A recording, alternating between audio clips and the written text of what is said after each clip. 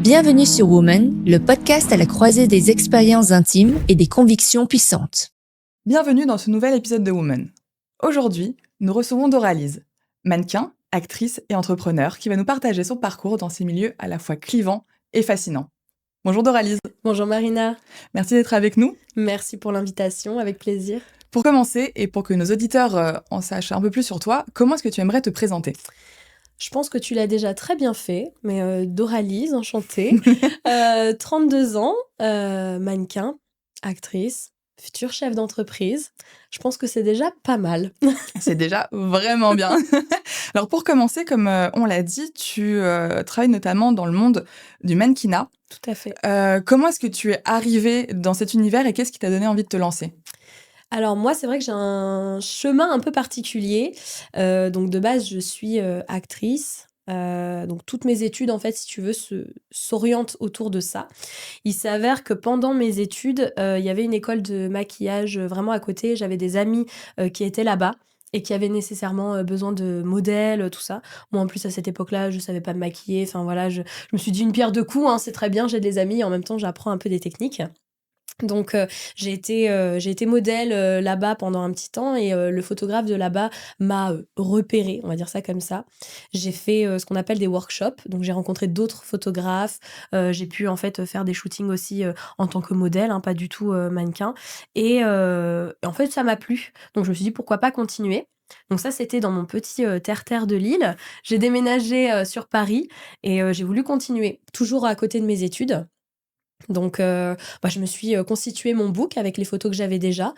J'ai tout mis en ligne. Je me suis dit, allez, pourquoi pas, on va continuer, on verra ce que ça donne. Et en fait, peu de temps après, j'ai eu un message d'une de mes agences, chez qui je suis toujours, me disant, voilà, on a repéré ton profil, on aimerait te signer, voir un petit peu avec toi, etc. Alors moi, au début, je pensais vraiment que c'était une blague. Et en fait, pas du tout.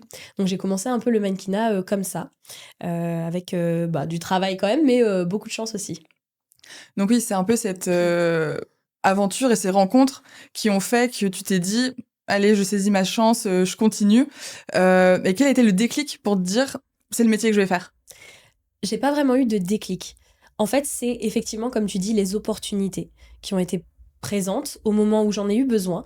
Parce que un an après, même pas en fait, que je sois arrivée sur Paris, pas beaucoup moins, même début en fait, ça faisait 2 mois. Ça faisait 2 mois que j'étais sur Paris.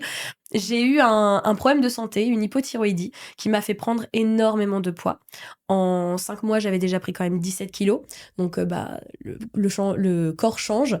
Faut apprendre à vivre avec, à se réadapter, à s'habiller autrement, etc. C'est vrai que pour quelqu'un qui a toujours été aussi très mince, c'est très compliqué psychologiquement. Et moi, comme je dis souvent, le mannequinat m'a vraiment sauvée. Parce que c'est arrivé à une période où justement, je venais de prendre ce poids-là. Et je m'acceptais pas du tout. En fait, j'avais besoin justement de renouveau et surtout que quelque chose d'extérieur puisse me dire c'est bien aussi. Comme tu es, c'est bien, c'est valide, c'est OK et tout. Et mon agence de mannequinat est arrivée à ce moment-là. Donc c'est vrai que ça a été un peu salvateur pour moi. Et c'est vrai ce que tu dis, on n'a pas vraiment l'habitude de cette vision du mannequinat. Donc c'est hyper intéressant que tu puisses nous l'apporter. Est-ce que tu as peut-être des anecdotes, peut-être un fait marquant dans ton aventure que tu aimerais partager ? Positif ou négatif ? Comme tu préfères. Écoute, oui, ça peut être les deux. Ouais, bien sûr, il y en a aussi bien des positifs que du négatif, hein, tu t'en doutes. Moi déjà, encore une fois, c'est vraiment quelque chose, enfin, je le dirai jamais assez, mais c'est vraiment quelque chose qui m'a sauvée dans ma vie. Même si, effectivement, on a quand même énormément de choses à lui reprocher. Le mannequinat, ça reste un monde très compliqué. Un monde où il faut quand même aussi être, malgré tout, bien dans ses baskets. C'est pour ça que même, je suis très contente d'avoir démarré, j'allais dire âgée, on s'entend, hein, parce que bon, j'estime qu'à 32 ans, on est encore jeune. Ça va. Mais en tout cas, voilà, avec déjà un background et quand même un peu la tête sur les épaules aussi. En termes d'anecdotes, on va commencer par négatif, comme ça on finit sur une touche positive. Très bien. Négatif, je dirais, c'était dans mes débuts. Alors autant te dire que j'y connaissais rien du tout, hein. Je suis arrivée sur un casting, grand luxe, etc. Je tairai la marque. S'il te plaît. C'est mieux. En fait, je suis rentrée et je découvre plein de filles, en fait, de mannequins en randonnion, vraiment côte à côte, comme ça. Et je me dis, elles sont toutes différentes. Mais qu'est-ce que je fais là? Je comprenais pas en fait la recherche du client, tout ça. Et en fait, le client, accompagné de son assistant, donc ils avaient une feuille, tout ça, voilà, avec sûrement nos noms. Et ils passaient en fait sur chaque mannequin. Et alors, ils regardaient, c'était bon là, bon, non, trop petite, on prend pas. Après, c'était ah bah non, là, il y a un gros nez, ça va pas aller, on prend pas non plus. Une noire, ah bah on a une noire? Non, on n'en a pas. Bon, allez, on prend une noire. Puis à la prochaine noire, bon bah madame, désolée, hein, on a déjà pris une noire. J'ai trouvé ça super violent, hyper choquant.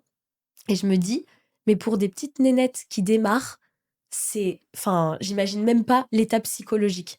Ce genre de choses, pour moi, ça crée des complexes des fois où il y en a pas, en fait. Et c'est ça, c'est pour ça que je te disais, pour moi, je suis contente d'avoir démarré sur le tard parce que c'est vraiment quelque chose qu'il faut pas prendre à la légère, qui peut laisser beaucoup de séquelles et surtout qui peut développer des troubles, en fait. Donc voilà, pour le côté négatif. Après, positif, bah justement, c'est l'accès à des marques pour lesquelles, en fait, qui te font rêver en tant que femme ou en tant que même que petite fille, ou tu vois, enfin, vraiment des marques, des belles marques, en fait. Et pour ma part, si je devais en citer une, je citerais peut-être celle que j'ai faite en janvier. J'ai eu la chance de faire mannequin cabine. Donc en fait, c'est la doublure, si tu veux, on va dire ça comme ça. Corps de Rihanna pour Harper Bazaar.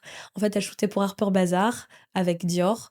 Donc je suis allée chez Dior. Ils ont ajusté les tenues sur mon corps. Et puis après, hop, ça part pour Riri.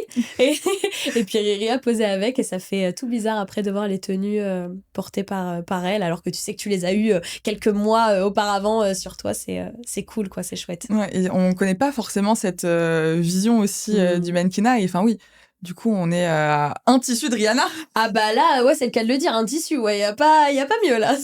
Non, puis c'est justement ça, c'est ce genre de job où, qui te permettent justement aussi de reprendre confiance en toi, ou en tout cas qui flatte, enfin, j'allais dire flatte ton ego, oui, mais pas dans le mauvais sens du terme, en tout cas, tu vois, qui te booste un petit peu ta confiance en soi. Et je trouve que l'estime de soi, c'est très important, surtout dans ce métier. Tu nous as partagé tes expériences en tant que mannequin. On sait que c'est beaucoup de maquillage, beaucoup de choses qui sont faites aussi au niveau des cheveux. Est-ce que c'est ça qui t'a poussé à lancer ta marque de haircare? Parce que c'est aussi pour ça que t'es avec nous aujourd'hui. Ouais. Pas du tout. En fait, si tu veux, comme je te disais un peu avant, quand je suis arrivée sur Paris, j'ai eu une hypothyroïdie en fait qui s'est déclenchée, mon problème de santé. Donc, faut savoir en fait, l'hypothyroïdie dans les grandes lignes, c'est vraiment un dysfonctionnement de la thyroïde qui est vraiment juste dans le bas du cou, et ça te crée énormément de troubles, dont la perte de cheveux. Et si tu veux, ben justement, je voyais mes cheveux tomber, mais vraiment en touffe. Et en fait, c'est hyper impressionnant. Moi qui n'ai jamais eu de problème capillaire, voilà, moi je me trouvais démunie. J'ai essayé de trouver en fait sur le marché déjà existant des produits qui pouvaient m'aider, tels qu'ils soient, que ce soit pharmaceutique, de créateurs, de petites marques, de niches. Voilà, j'ai testé un nombre incalculable de produits et il s'avère qu'en fait, rien n'y faisait, quoi. Au mieux, ça fonctionnait quelques mois. Et après, ton cheveu s'habitue et les effets sont plus les mêmes. Et en fait, moi, ça m'angoissait parce que je me dis, mais je vais finir chauve, quoi. Vraiment, moi, je suis toujours un peu drama, donc toujours dans l'extrême. Mais vu l'état de mes cheveux, j'avais jamais eu ça de ma vie, quoi. Enfin, vraiment, j'étais à un stade où je me dis, mais qu'est-ce qui va se passer si je reste comme ça, si ça continue comme ça? Et donc, j'avais pas du tout pour prétention de créer ma propre marque ou quoi que ce soit. Je voulais juste créer, en fait, répondre à un besoin qui était le mien, tout simplement.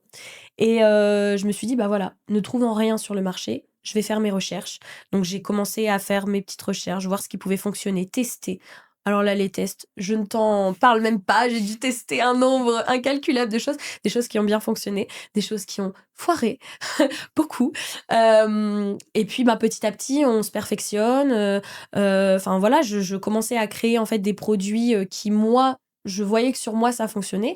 Et surtout, et ce qui est pour moi le plus révélateur, c'est les autres, en fait, qui me disent « Waouh, qu'est-ce que t'as fait à tes cheveux? Qu'est-ce que t'as mis? Ils sont beaux, ceci, cela. » Outre le fait que moi, je voyais, en fait, si tu veux, les repousses, des baby hairs, comme on appelle ça, arriver et tout ça. Donc, je me disais « Cool, c'est bon. » Enfin, tu vois, déjà, tu te déstresses un peu à ce niveau-là. Et voir les autres, en fait, justement, qui te félicitent ou en tout cas qui sont admiratifs de tes cheveux, tout de suite, tu dis Ok, cool. Bon, déjà, ça fonctionne. Et puis, petit à petit, en fait, je me suis dit, pourquoi pas? Parce que en discutant avec les gens, je me suis rendu compte que au-delà du fait que moi, j'avais un problème et c'est pour ça que j'ai créé ma marque, en tout cas que je crée ma marque, bah, il y a d'autres femmes, même si elles n'ont pas de problème, en fait, elles ont aussi, et c'est normal, bah, envie d'avoir des beaux cheveux, d'en prendre soin.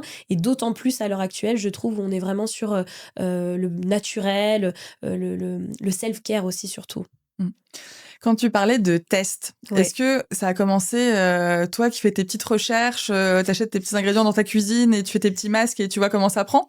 Ou direct, t'es allé voir un labo et ça part avec des scientifiques? Pas du tout, c'est exactement ça. Moi, j'achetais mes petits produits, etc. Et en fait, je faisais ma petite tambouille dans ma cuisine à tester, voilà, en me disant, bah voilà, là, j'ai vu que telle huile ou tel produit pouvait fonctionner. Je cherchais aussi beaucoup de synergie, tu sais, de produits, etc. Donc, ils peuvent marcher et être optimisés ensemble. Comme je disais, hein, beaucoup de loupés. Et des fois, tu as des petites recettes où tu dis, oh, sympa, etc. Ça peut être pas mal, là, sur si j'optimise encore un peu mieux, etc. Je vois des résultats, en fait. Donc, c'est comme ça que j'ai commencé. Et de toute façon, j'avoue que pour être en laboratoire, moi, j'avais pas du tout les finances, quoi. C'est quand même un coût. Et malheureusement, là, au démarrage, comme je te dis, en plus, j'avais pas du tout pour prétention d'en faire une marque. Donc, c'était à milieu de ce que moi, je voulais faire. Et du coup, à quel moment tu t'es dit, ah, moi, ça fonctionne, ah, j'ai des proches qui sont intéressés, j'ai des bons commentaires. À quel moment tu t'es dit, je vais passer cette étape supérieure? C'est vrai que je me suis jamais réellement posé la question, en fait. Même quand là, tu me poses la question, je pense que c'est à force d'en parler, en voyant le besoin de toutes les femmes, sans forcément avoir des problèmes de santé, plus, comme je te disais, les compliments que je pouvais avoir, etc. Je me suis dit, mais en fait, ça fait déjà, là, à l'heure actuelle, ça doit faire 6 ans maintenant que je suis dessus. Bah, pourquoi pas, justement optimiser ça, en faire aussi un business et pouvoir, proposer des choses de qualité que moi-même je ne trouvais pas déjà sur le marché et qui peuvent, servir à tout le monde, en fait. C'est venu vraiment naturellement, je pense. Au moment où j'ai voulu, faire les choses vraiment bien et me dire: «OK, là, je trouve des formules sympas, mais je suis pas du tout chimiste, hein», je rappelle, donc je vais avoir besoin d'aide et cetera et en fait, développer avec un laboratoire, c'est venu, naturellement et du coup, ben, je pense que la commercialisation dans ma tête s'est faite toute seule après, en fait. Et est-ce que tu peux nous expliquer un peu comment ça se passe du coup avec un laboratoire?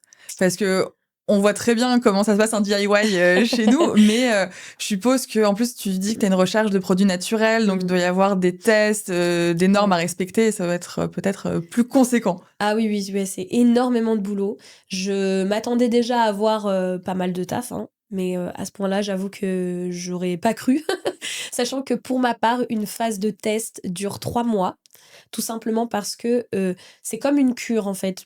Peu importe la cure que tu fais, même, tu sais, avec des compléments alimentaires, tout ça, 1 mois, c'est bien, ça va aider ton cheveu, mais si tu veux les résultats optimaux, il faut vraiment que tu fasses 3 mois. 3 mois, c'est la base, en fait. Donc moi, pour voir si mon produit fonctionne, je fais des phases de 3 mois. Même si au début je me dis: «Oh non, j'aime pas ça, j'aime pas ci», voilà. 3 mois. Ensuite, pour ce qui est du laboratoire, alors pour ma part, ça fait pas si longtemps que ça du coup que je suis suivie, on va dire ça, dans ce sens-là. J'ai évidemment cherché un laboratoire en accord avec mes valeurs et avec ce que je voulais, produire. Donc à savoir un maximum naturel, éco-responsable, voilà, vraiment dans cette DA-là. Une fois que tu l'as trouvé, en fait, tu peux elle te propose déjà 2 formules, on va dire. Ce qui est marque blanche ou marque personnalisée. Marque blanche, c'est un peu ce que tu vas pouvoir retrouver, c'est-à-dire que c'est déjà des formules qui sont préfaites. À la limite, tu rajoutes 1 ou 2 ingrédients et cetera et hop, tu sors ta marque. Moins cher et plus rapide, mais sûrement, pour ma part en tout cas, moins quali et moins personnel. Moi, étant donné que j'étais sur mes formules, que j'ai des ingrédients bien particuliers, que je savais que je voulais les travailler, marque blanche, ça me correspondait pas et c'était enfin, pour être un produit parmi tant d'autres, je vois pas l'intérêt. Je préférais mettre mon argent dans vraiment quelque chose qui, allait, avoir une valeur ajoutée. Donc on est parti sur quelque chose de personnalisé et à l'issue de ça, en fait, alors tu as plusieurs, ma version n'est pas, forcément l'unique version. C'est-à-dire que tu peux avoir le choix de développer un produit, plusieurs produits, de faire tout en même temps, d'en faire qu'un, enfin voilà, en fonction de ton capital. Parce que ça aussi, il faut savoir que, c'est pas donné. Moi, je fais tout toute seule. Je veux garder mon bébé à moi. Donc, je cherche pas en fait de financement ou quoi que ce soit. Comme je te disais, ça fait 6 ans, mais je préfère prendre le temps de le faire, savoir et être fière de me dire j'ai tout fait toute seule, plutôt que voilà de devoir peut-être donner des pourcentages. Franchement, ce serait un crève-cœur. Si je devais en arriver là, ça serait un peu un crève-cœur. Maintenant, c'est pas dit que demain j'en ai pas besoin non plus. Je ne suis pas Crésus et oui, ça demande beaucoup d'argent, donc à voir à ce niveau-là. Après, là, moi, pour ma part, j'aimerais développer 5 produits en même temps. Faut savoir qu'à l'heure actuelle, je suis à peu près, pour donner un ordre d'idée, hein, mais aux alentours de 16 000 euros de dépenser en termes de tests, sachant que ça fait 1 an que je suis en laboratoire. Donc c'est pas beaucoup, hein, parce que la valeur initiale était estimée quand même à 60K. Donc voilà, tu vois, je m'en sors plutôt pas mal, mine de rien. Mais c'est un investissement. C'est un investissement. Et ton investissement aujourd'hui, il a été pour un seul produit ou t'en as déjà plusieurs qui sont validés? Alors, là, j'en ai 3.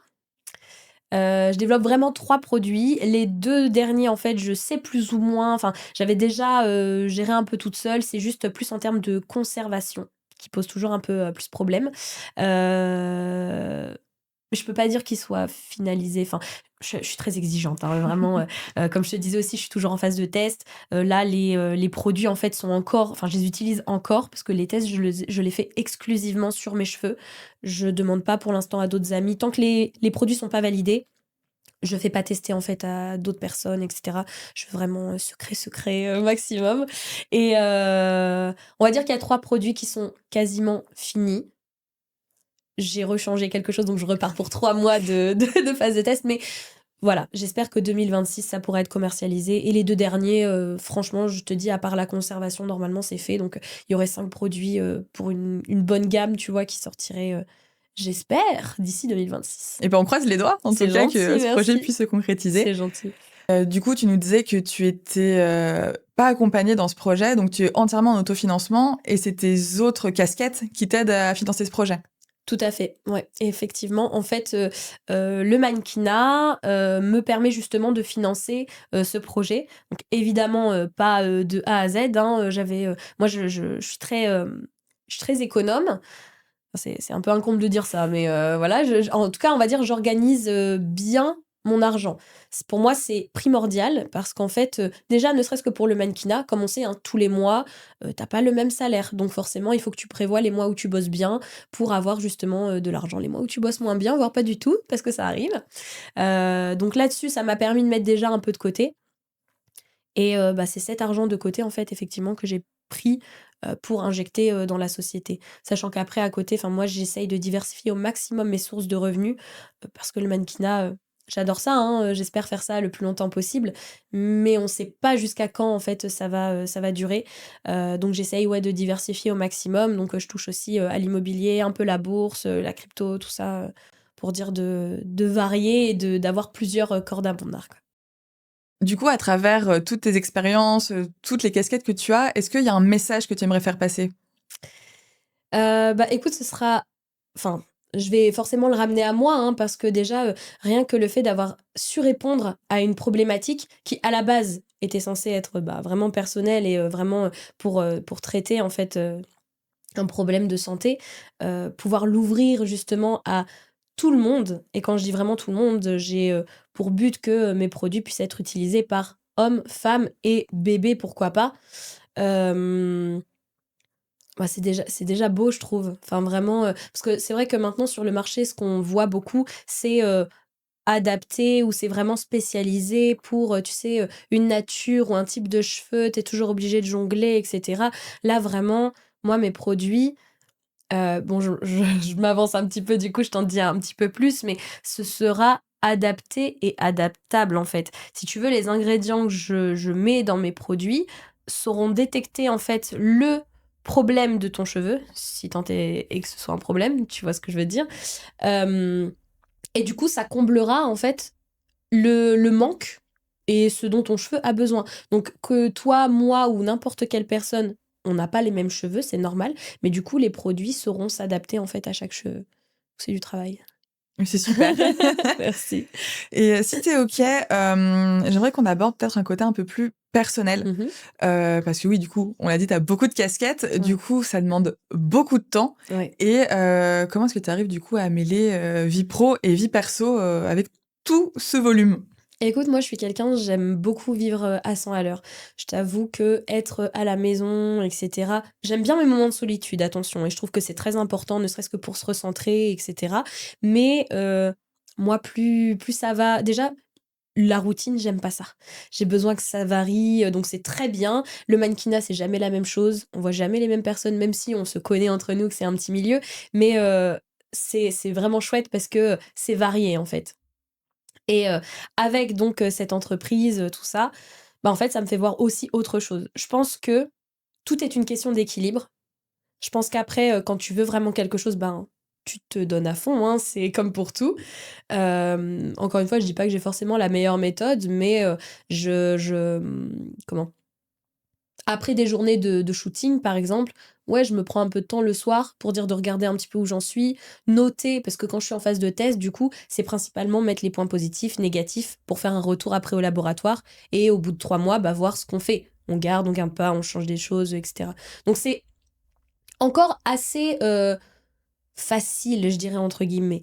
La partie plus technique, je pense même pour moi, viendra après, parce que à l'heure où l'on parle, je n'ai pas de DA à proprement parler. La marque n'a pas encore d'identité, de nom. Alors, bien sûr, hein, te dire que je suis à zéro, c'est mentir, clairement. J'ai des idées, j'ai des envies, en fait, au fur et à mesure de développer les produits. J'ai des choses naturellement qui me viennent en tête où je me dis, ah ouais, ouais, là, je vois bien cette DA-là, c'est super et tout. En plus, je pense être quand même quelqu'un de très créatif. Peut-être un peu trop parce que c'est mon problème. Après, j'ai un peu de mal à savoir, tu vois, vers quel. J'aime bien ça, mais j'aime bien ça aussi. Et du coup, c'est compliqué de choisir. Mais voilà, je me fais pas de soucis. Je sais que une fois que mes produits seront terminés, euh, ça viendra tout seul, quoi. Et j'ai la chance aussi d'être quand même très bien entourée.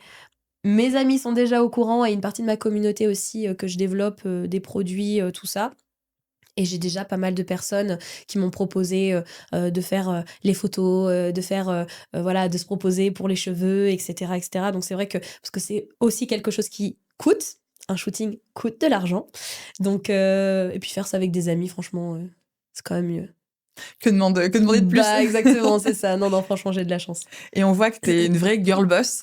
Ouais. Et est-ce que tu es ta propre inspiration ou est-ce qu'il y a des figures peut-être féminines qui t'ont un peu guidée dans ce chemin-là? Ah non, complètement. J'ai une figure féminine aussi qui m'a complètement guidée, et même encore à l'heure actuelle, hein, et vraiment aussi bien dans son côté entrepreneuriat que branding, que storytelling. Enfin, vraiment, j'ai eu la chance de pouvoir la rencontrer. C'est Kelly Massol, des Secrets de Loli.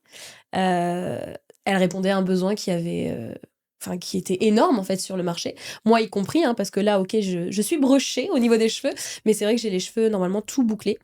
Et en termes de shampoing, parce que moi, du coup, mes produits ne seront pas basés sur les shampoings. C'est vrai que c'est quelque chose que j'ai pas dit, mais ce sera vraiment la phase de soin. Les shampoings, j'utilise les Secrets de Loli. Vraiment.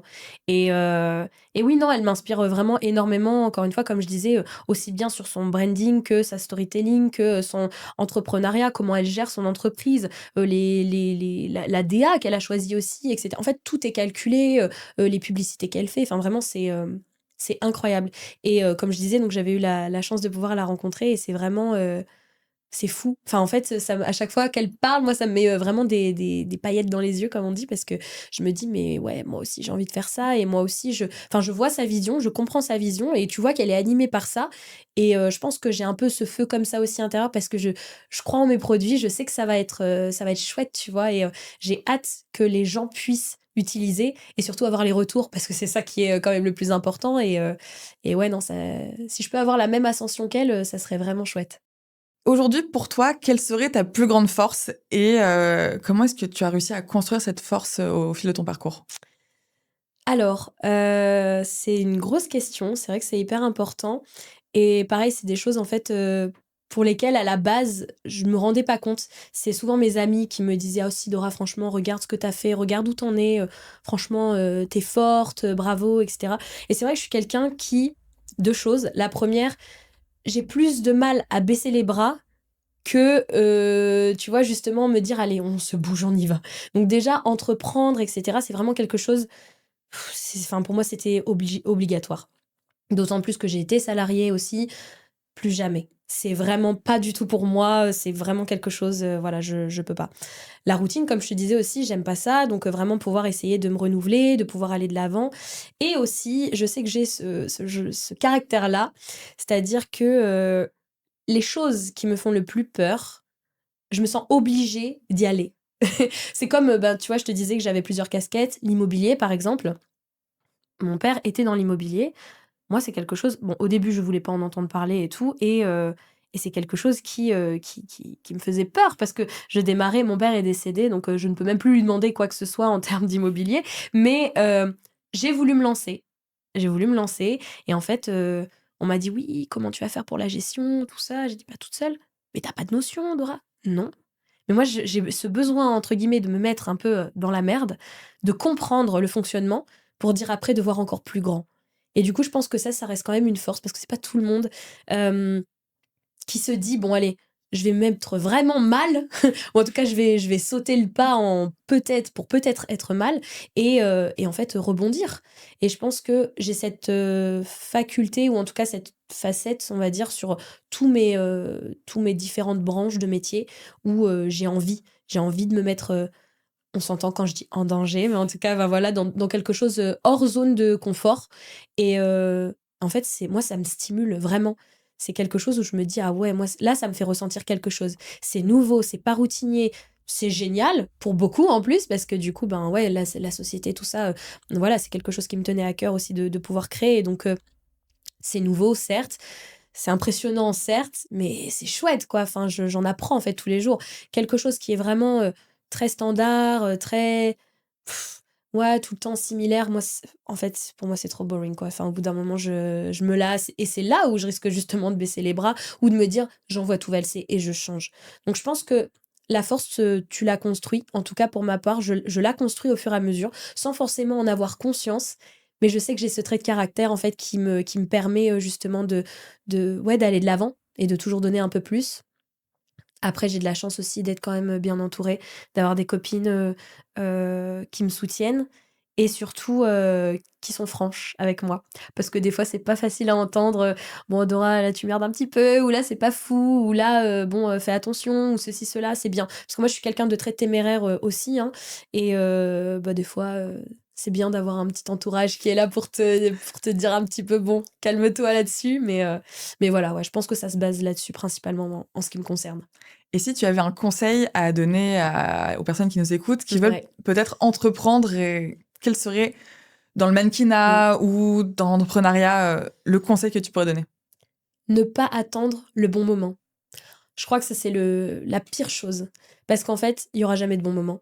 Il y aura jamais, même quand tu te dis, bon, bah, je commencerai quand j'aurai un peu d'argent.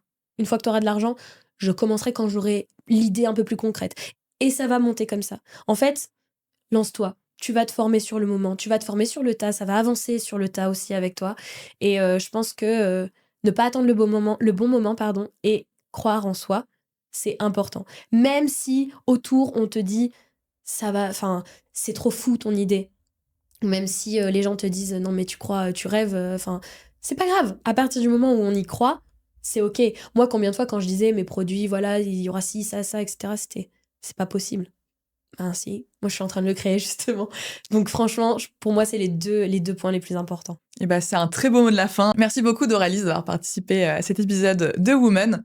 N'hésitez pas à aller la suivre sur ses réseaux pour suivre l'avancement de son projet. Et on vous retrouve très bientôt pour un prochain épisode de Woman.